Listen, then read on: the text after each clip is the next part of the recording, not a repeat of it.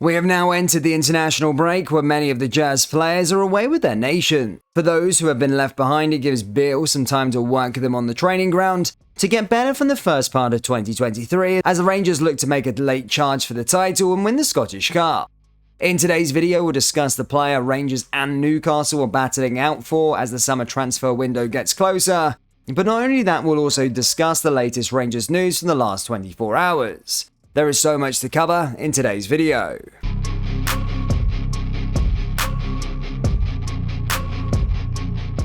And hello everybody, welcome back to the channel guys. Before we get into today's video, as always, please do smash that like button and subscribe to the channel for daily Rangers content.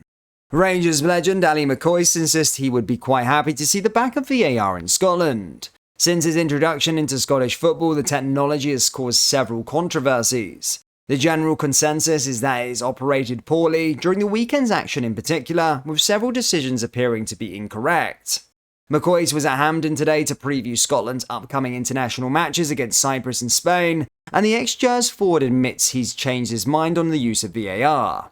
He told the media, "I think it's been a bumpy ride everywhere. I'll be brutally honest with you, I thought it would be a great thing, I did. I thought anything that right or wrong must be a good thing. But I've changed my mind, it's driving me crazy. It wouldn't disappoint me if we didn't see it again. I'm all for goal line technology, whether the ball goes over the line and all that sort of stuff, but I would not be breaking my heart if we didn't see it again."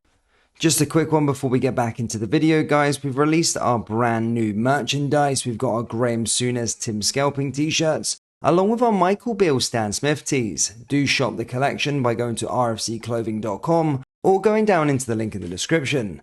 Let's get back into today's video. Like Ali McCoist, Barry Ferguson has revealed he'd be more than happy if VAR was pulled from use after another weekend of controversial calls in the Cinch Premiership. The former Rangers captain was discussing a selection of VAR decisions from the weekend on Go Radio when he admitted he is growing tired of the technology. It comes after Andy Walker hit out a host of VAR calls over the weekend. For Ferguson, the discussion and decisions after the introduction of VAR is becoming tiresome, and he branded the past weekend of actions of having the worst decisions.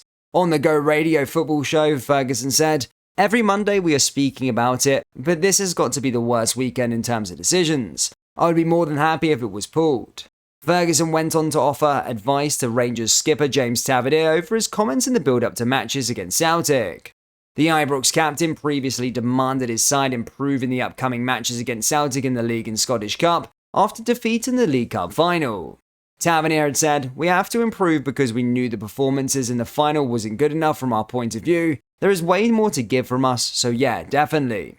But Ferguson warned any comments could rile up the opposition as he urged Rangers to keep any remarks in-house and do their talking on the pitch. He said, "I'd rather these things are kept in-house. The way I would go about it is I would try to be respectful. If I was thinking about the cup final and trying to redeem ourselves, I would just keep it behind closed doors. I would just wait until April 8th and make sure they produce a performance to come away from Celtic Park with something."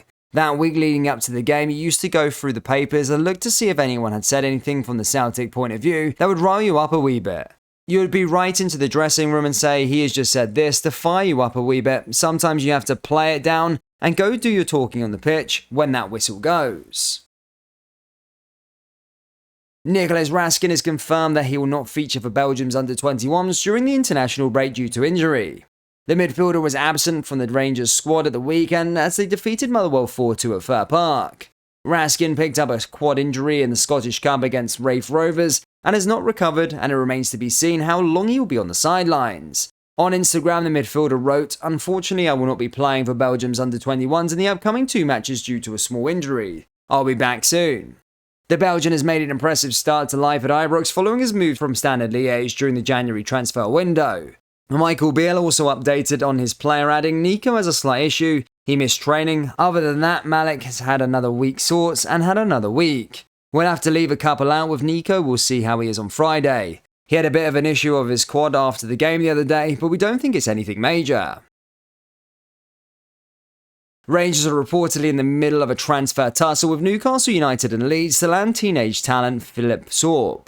It is said that Rangers are keen to sign the Portobello CFA Thistle player for their academy, but they face stiff competition from Premier League clubs. The striker looks set to play for the Light Blues as a trialist in a youth tournament against Manchester United this weekend.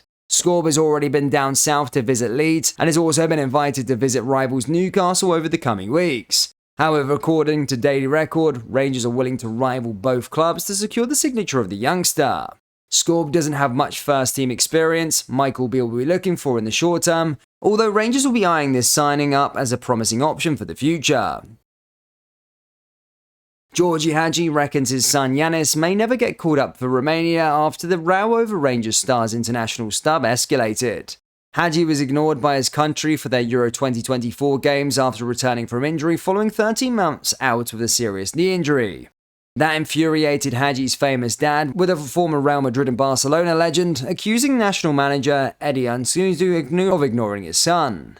Ioannou hit back over the weekend and insisted he would not yield to pressure, and stuck by his choices for the squad for their games against Andorra and Belarus. But Hagi Sr. has returned fire and has predicted a gloomy international future for his son. He pointed out, "I can't pick Yanis, it's not my job, I merely draw attention to the fact he wasn't even on the preliminary list, I don't make the call. If Yanis is not on the list for me as a manager, it means he's not an important player for Eddie. I think I'm allowed to give my professional opinion. Apart from having played for Romania, I've been a manager for 14 years.